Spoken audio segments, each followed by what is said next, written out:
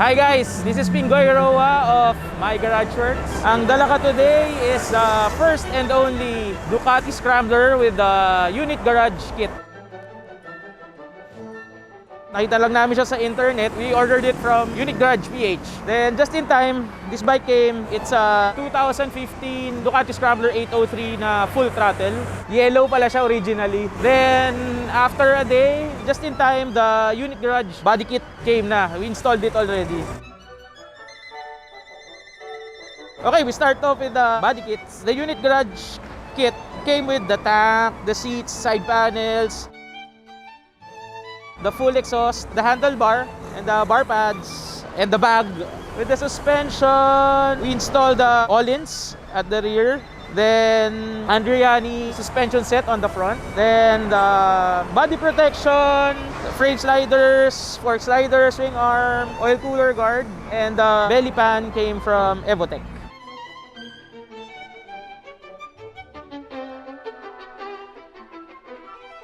Also, some Ducati performance parts like the sprocket guard, the windscreen, CNC, side mirrors. Basically, that's it. The engine stock and the filters, except for the sprockets and the chain. The kit was installed like 8 hours.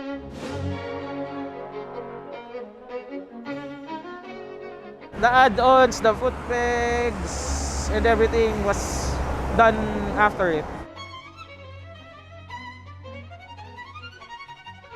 The kit came from Unit Garage PH, and the rest from me, My Garage Works. Hello to all Makina fans. My name is Michael. I'm a proud owner of this custom Scrambler Ducati.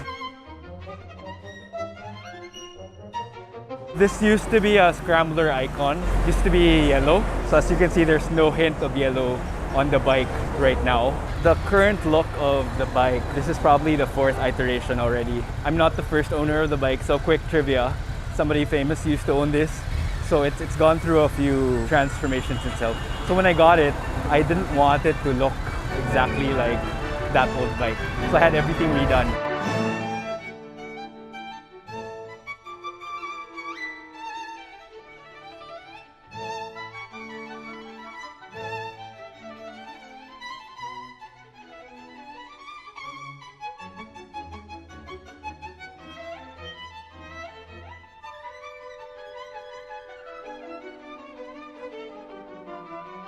Seats changed.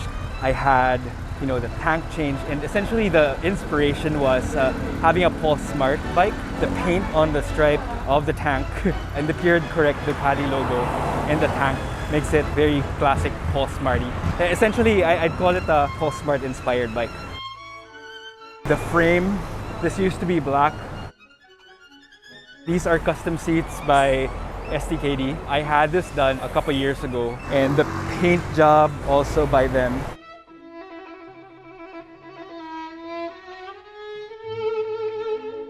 Hi Makina, my name is Dino Ardonia. This is my 2016 Ducati Scrambler Classic. The base bike is a 2016 Ducati Scrambler Classic. It used to have standard bars and big fenders. It already came with spoked wheels, but I'm still a big fan of cafe racers. So I modified this. This actually has maybe around 20 versions already. This is hopefully my last version. So I started with the lights. I have R&D Kellerman's. This is from eBay truck. It's called Truck Light. Very, very bright in the dark. But I also converted the original Scrambler headlight to a bottom-mounted one. So I made some own customizations. And I also have Kellerman brake light and stop light. I also did a lot of paint stripping. This used to be flat black or matte black. I used paint remover to remove that. And also with the rims, this used to be anodized black. I removed it through a chemical mixture. Same with the forks. This used to be black, and I also removed the paint. The seat, I actually had this cut. This used to be probably 3 inches longer. I had it done by Iron Makina in Santa Rosa, including the side panels, which I designed myself to make it look like a multi-layer side panel. For the seats, I designed it by myself also. This is a mixture of synthetic leather and genuine leather, which I inverted to show the grain. The tank, I had it painted in a car shop actually. This is a Monza type of gas cap, which fits well with the retro style cafe racer racer look of the bike. That's pretty much it. Basically, I had just iron makina do the cutting of the subframe, but there was a time where I also had it customized by STKD and JB. But a lot of it I did myself, especially the stripping of the paint, the installation of the clip-ons, installation of the lights. Almost everything I did and designed by myself. So this is something I'm very proud of. Has been with me for 3 years, and everybody who's owned the Ducati Scrambler will agree that it's one of the best bikes they ever ridden because it's light, it's agile, and it's also very customizable. Hi to the fans of Moto Builds Pilipinas, to all custom bike builders out there. My name is Rob Chua of SR Performance, and this is my Ducati Scrambler Cafe Racer Candy. At first, this is a Ducati Scrambler Icon 2016 model. It used to be a Scrambler type with very high handlebars, but I opted for a more Cafe Racer themed look. I changed the look a couple of times already, but right now this is the Cafe Racer look that I want.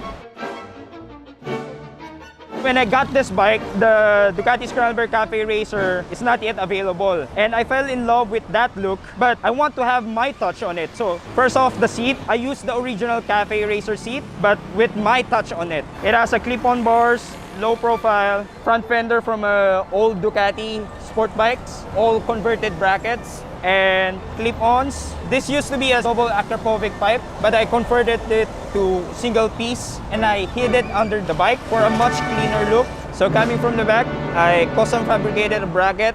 I didn't cut the frame. I didn't want to change the overall design of the Cafe Racer. I just want a very simple, clean look.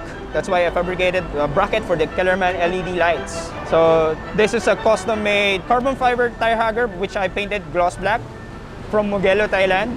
Custom fabricated rear set so that I can have a much more aggressive positioning for my cafe style riding. I really fell in love with the Ducati red color, but I want to have a different red stylish for it. So I opted for a candy color red. The color pops out on a sunny day ride, and at night it looks a bit of a maroonish color like that. So brakes, of course I want to have a proper stopping power.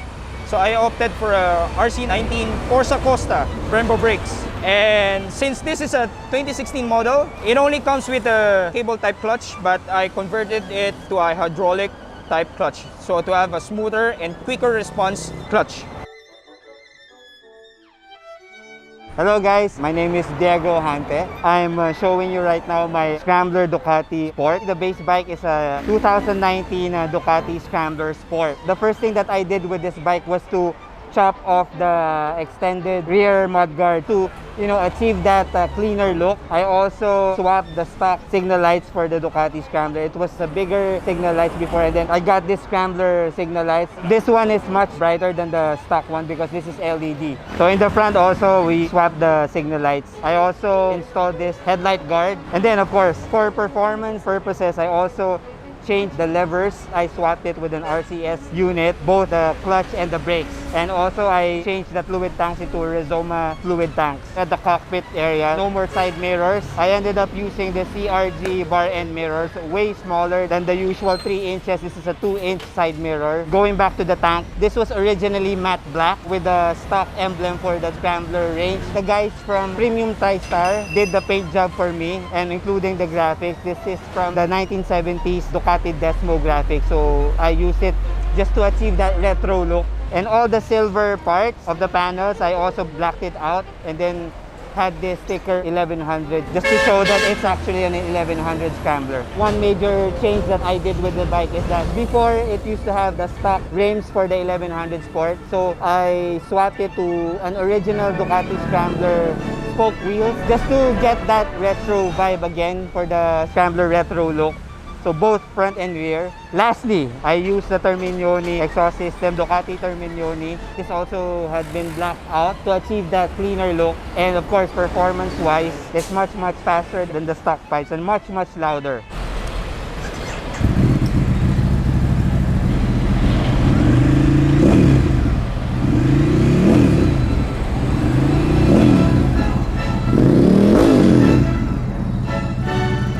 So there you go guys, this is my 1100 Sport Retro.